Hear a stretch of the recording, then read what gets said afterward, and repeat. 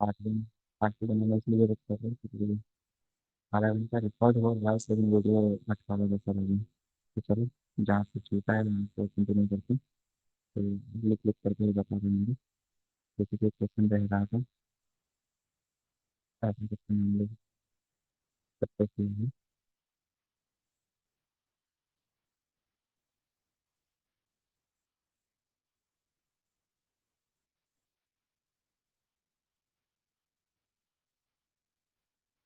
फिर हम आपका कोई ऑब्जेक्ट रखा हुआ है, और हाइट जो जमीन से है उसका वो है तुम्हारा एच। ठीक है। तो तुमसे ये पूछा है कि, और हाँ यहाँ पे स्प्रिंग भी लगा हुआ है,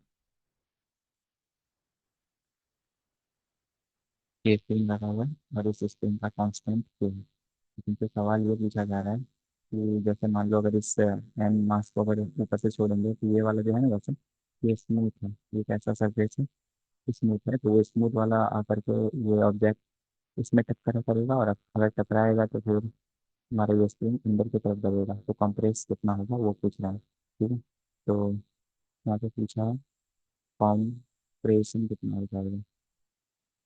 तो हम लोग सपोज कर लेते हैं कॉम्प्रेशन मान लो कि एक्स सेंटीमीटर, या फिर एक्स जो भी है, अंदर चला गया। अब उस हिसाब से देखिए कॉम्प्रेशन कितना हुआ है। तो यहाँ पे दो पॉइंट पहले कंसिडर कर लो। एक स्टार्टिंग पॉइंट जो कि ऑब्जेक्ट यहाँ पे रखा हुआ है बॉडी, और एक यहाँ पे, यानी ये पॉइंट वन मान लो और ये पॉइंट टू मान लो।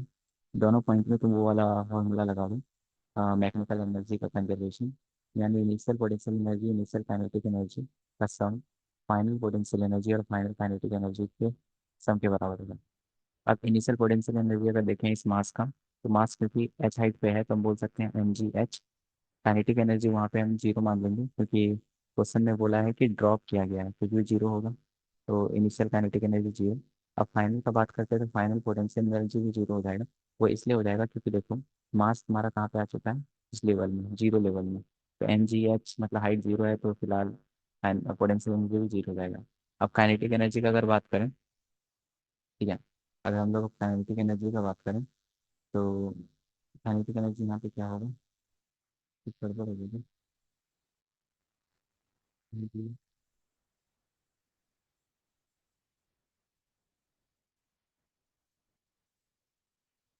तो अपनी तरफ से ही करते हैं।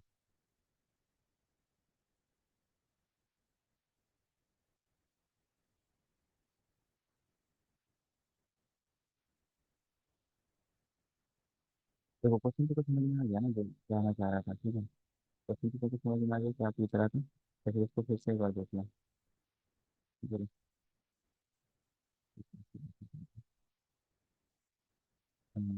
चल पहले देखिए।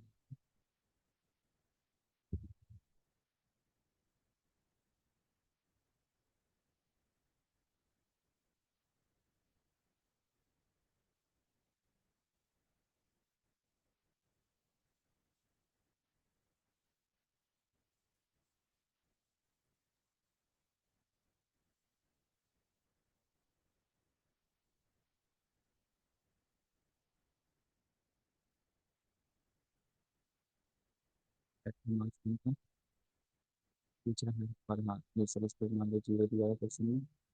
फाइनल नेक्स्ट कॉम्प्लेक्स, ये पूछा गया।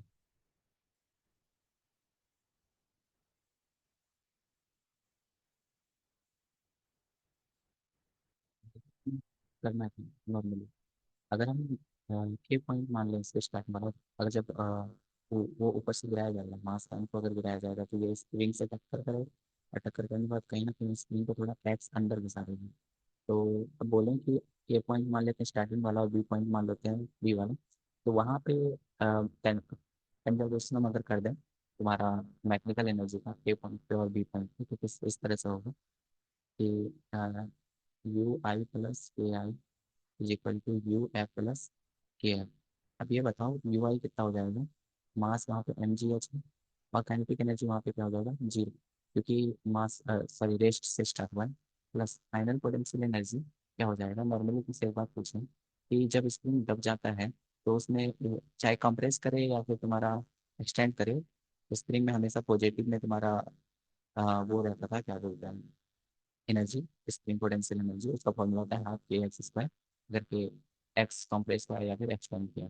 फाइनल काइनेटिक एनर्जी भी जीरो हो जाएगा, क्योंकि जरा सोचो अगर मास यहाँ पे आकर के टकराता है तो ये तो मास जीरो रेस्ट ही ना आ जाएगा लास्ट में, इसलिए यहाँ पे भी जीरो हो जाएगा। तो अब बताओ एम जी एच जो है वो इक्वल टू हाफ के एक्स स्क्वायर के इक्वल आएगा। यहाँ पे हमसे पूछा था मैक्सिमम कंपेरिजन कितना होगा, यहाँ हमें की एफ का वैल्यू पूछना है, तो हम बोल देंगे 2 mgh इज इक्वल टू के एक्स स्क्वायर, ठीक है। और यहाँ से अगर एक्स का वैल्यू निकालें तो x is equal to, recording start की है तो नहीं की है, वो बहुत डेवलप। हाँ, चलो एक्स इज इक्वल टू क्या हो जाएगा, 2 mgh के, और वो अंडर रूट चला जाएगा, ठीक है। तो ये तुमको समझ में आ गया, ये सवाल था। अभी ये सारा हम लोग को पता है, लेकिन ये सवाल है, इसको तो- अब जैसे कि ये क्वेश्चन वन देख लिया, ठीक है, देख रहे थे वापस से थोड़ा समझने की कोशिश कर सकता है तो कर लिया, नहीं तो फिर पूछना अगर दिक्कत हो रहा है तो। चलो मैं क्वेश्चन टू देखता हूँ। क्वेश्चन टू क्या था कि एक स्प्रिंग है सर, ठीक है, लटका हुआ है, हम ये ला ये रहा स्प्रिंग, और इस स्प्रिंग के कोऑर्डिनेट पे हम एम मास का कोई ऑब्जेक्ट कर दे रहे हैं, ठीक है, कुछ जो वजन होगी। अब बोलते हैं कि इसको, क्योंकि वजन है तो बेशक था तो वो नीचे जाना चाहिए, लेकिन इसको हम पकड़ के रखें, ठीक है, यहाँ पे हम इसको पकड़ के रखें इस लेवल पे। अब पूछता है कि find the maximum extension in the spring, तो समझ रहे हैं, फाइंड द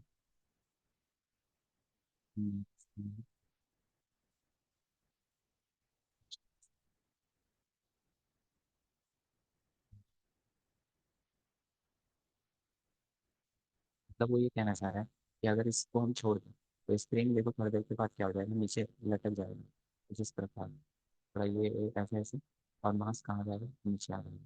तो ये जो एक्सटेंशन बोल कितना एक्सटेंशन है, सपोज कर लो इस लेवल से नीचे आ गया और एक्स लेवल नीचे आ गया, कितना मान लेते हैं, मान लो एक्स नीचे आ गया, तो फिर इसको कैसे करेंगे। तुम एक बात बताओ, अगर इस लेवल को हम जीरो मान लें, इस लेवल को जीरो मान लें, तो इस लेवल पे तुम्हारा मास एम तो कोई तुम्हारा एनर्जी रहेगा क्या, नहीं। लेकिन अगर इससे ऊपर जाएंगे तो हम बोल सकते हैं एनर्जी बढ़ेगी, अगर एम नीचे आ रहा है इसका मतलब एनर्जी कहीं ना कहीं घट रही है। अब बताओ कितना नीचे आ रहा है, एक्स नीचे आ रहा है, और इस एम पे तुम्हारा फोर्स कितना लग रहा है, ग्रेविटी वाला एम जी, और टोटल कितना नीचे आ जाएगा, एच, सॉरी एक्स।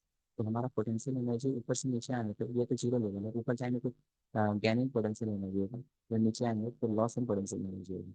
हम बोलेंगे लॉस इन पोटेंशियल, कौन सा एनर्जी वैसे, ग्रेविटेशनल पोटेंशियल एनर्जी, यहाँ पे कौन सा देख लेंगे, ग्रेविटेशनल एनर्जी, क्योंकि धरती उसके काम है। तो यहाँ पे हमारा क्या हो रहा है, लॉस कितना हो रहा है, लॉस एक बार होता है एम जी और एच नीचे जाएंगे, इतना लॉस हुआ। अब यही एनर्जी जो लॉस हुआ है वो किसमें कन्वर्ट होगा, ये स्प्रिंग वाला में एनर्जी स्टोर होकर के। क्योंकि एक बात तुमसे पूछता है कि अगर ये स्प्रिंग है, इसको चाहे तुम इधर से दबाओ तब भी इसमें स्प्रिंग में एनर्जी स्टोर होता है, और अगर तुम इसको दोनों तरफ से टानो तब भी इसमें तुम्हारा एनर्जी स्टोर होती है। क्योंकि तुम बताओ कि अगर तुम टानोगे दोनों साइड से स्प्रिंग की, तो वो चाहेगा ना कि अपना ओरिजिनल लेंथ में आए, ओरिजिनल मूवमेंट कब आएगा, जब उसके पास कुछ ना कुछ एनर्जी रहेगा, ठीक है। तो भले ही एक्सटेंड हो गया है, तो एक्सटेंड होने का मतलब क्या है, उसमें कहीं ना कहीं एनर्जी स्टोर हुआ होगी। और वो एनर्जी स्टोर कहाँ से आएगा, यही जो नीचे गया होगा ग्रेविटेशन पोटेंशियल एनर्जी जो है वो अब कन्वर्ट हो चुका होगा तुम्हारा कौन सा पोटेंशियल एनर्जी में, स्प्रिंग वाले पोटेंशियल एनर्जी में, ठीक है। तो स्प्रिंग वाला पोटेंशियल एनर्जी कितना होता है, हाफ पी एम, ठीक है, क्योंकि यहाँ पर भी एक्सटेंड कितना हुआ, अब दोनों क्योंकि इक्वल होगा, क्योंकि जो एनर्जी यहाँ से निकल रहा है वो इसमें कन्वर्ट हो रहा है। अब अगर दोनों तरफ में एक्स एक्स हटा दें तो फिर यहाँ पे बच जाएगा कि x is equal to 2 mg, और एक्स इज इक्वल टू हो जाएगा 2 mg/k। यानी मैक्सिमम एक्सटेंशन कितना हो जाएगा, 2 mg/k, ठीक है। ये भी तुमको समझ में आ गया। अब इसको देख लो एक बार थोड़ा सा करना है कुछ नहीं कुछ।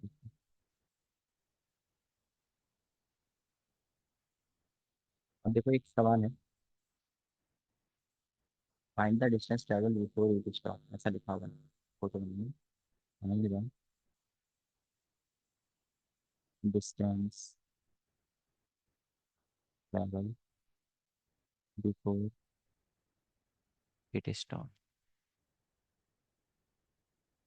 जैसे कि मान लो कि एक तुम्हारा रफ सरफेस है, ठीक है, और इस रफ सरफेस पे एक ऑब्जेक्ट को रख दिए, जिस ऑब्जेक्ट का मास कुछ होगा एम मान लो, ठीक है, और ये जब चल रहा है, स्टार्टिंग में इसका स्पीड इधर की तरफ था यू, थोड़ी देर चलने के बाद ये रुक जाता है, यानी फाइनल स्पीड क्या हो जाता है इसका, जीरो।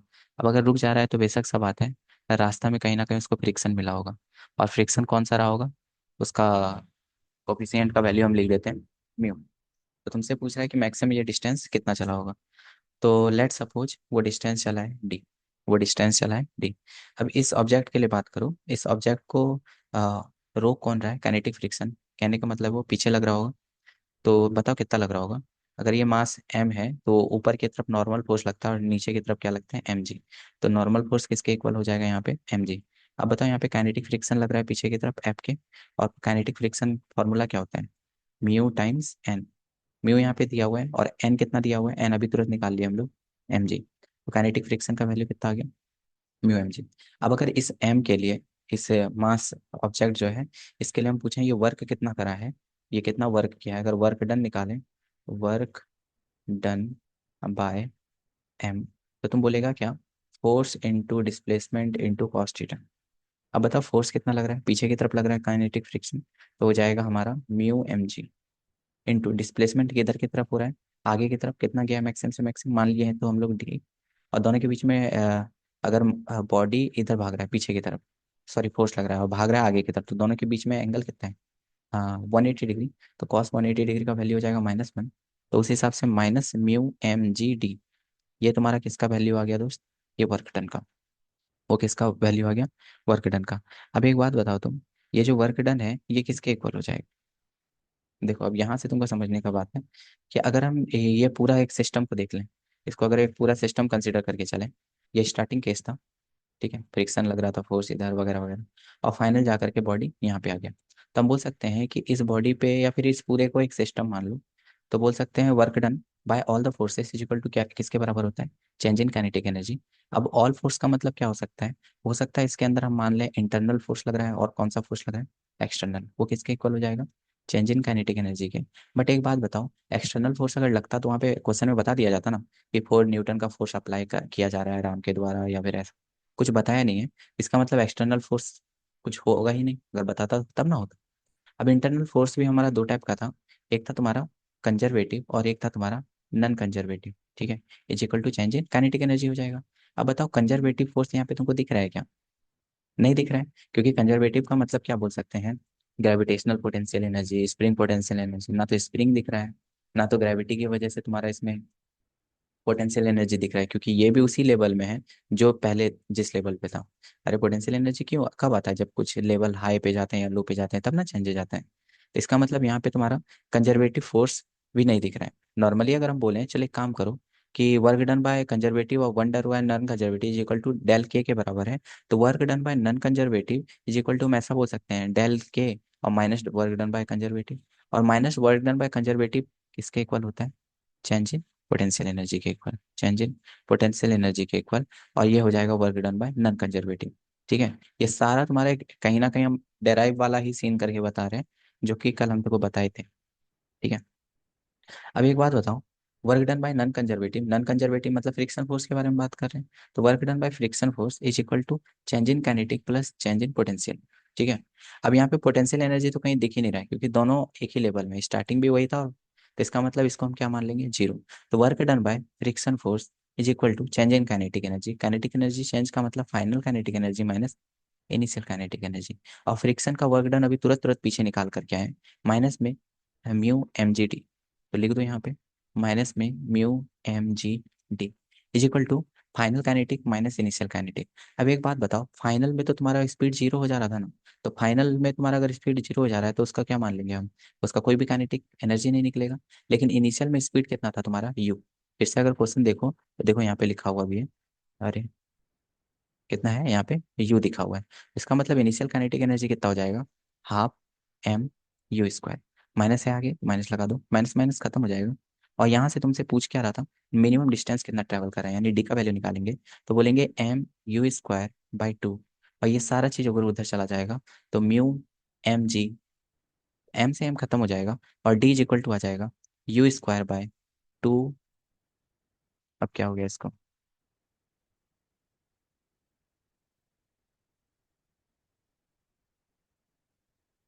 हैंग मार गया क्या,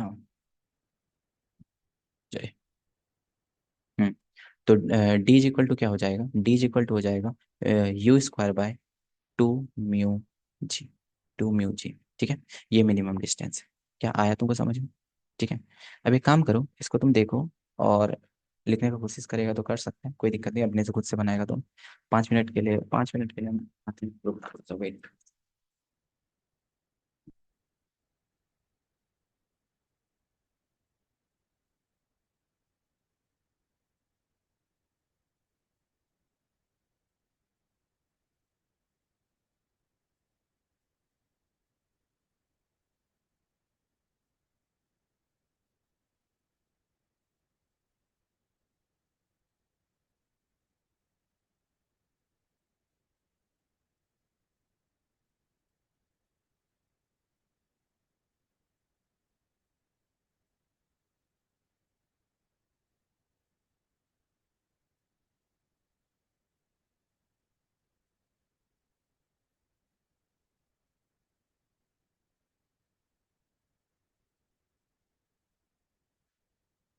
आई एम बैक।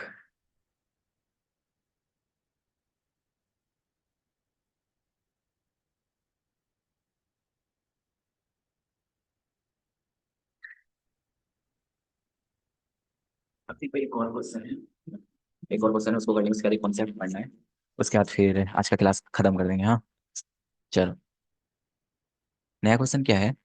ये भी बिल्कुल वैसा ही है, तो इसको ही कॉपी कर लेंगे। अरे जैसे नहीं, गंदा घिन आ गया है। चलो लिख ही लेते हैं। क्वेश्चन कुछ इस प्रकार है कि मान लो कि ऐसा कोई एक फोटो है, यहाँ से ऐसा स्लोप की जगह दे दिए, एम मास का कोई ऑब्जेक्ट है, एच हाइट पे, ठीक है।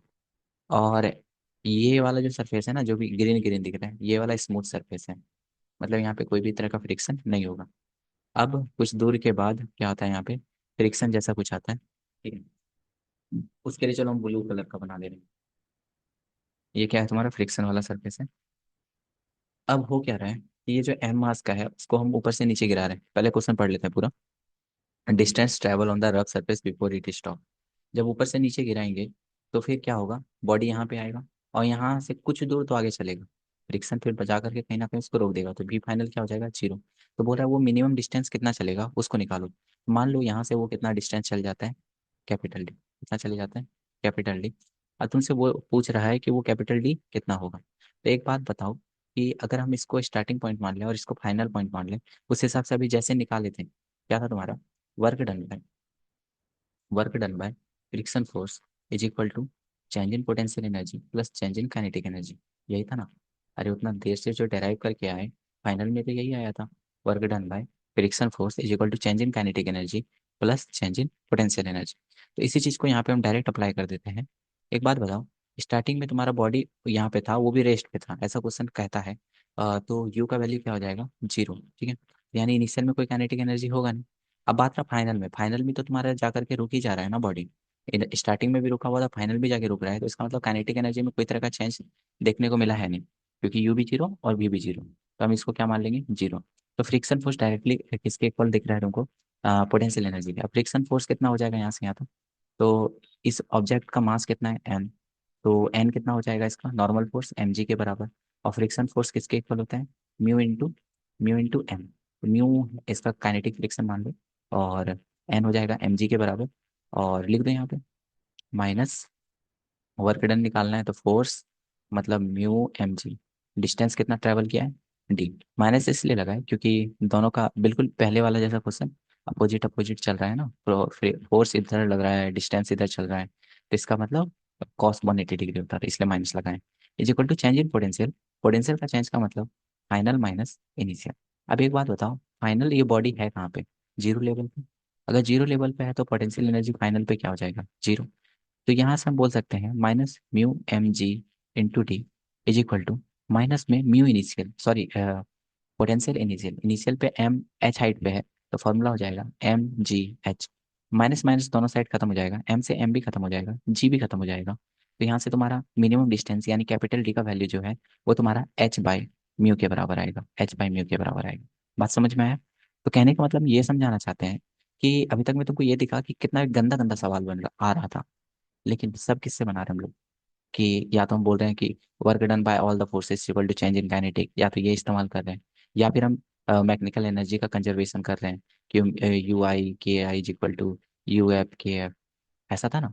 तो कहने का मतलब है बहुत आसान से सवाल सब बन जाता है। एक बार ट्राई तो करो। ठीक है।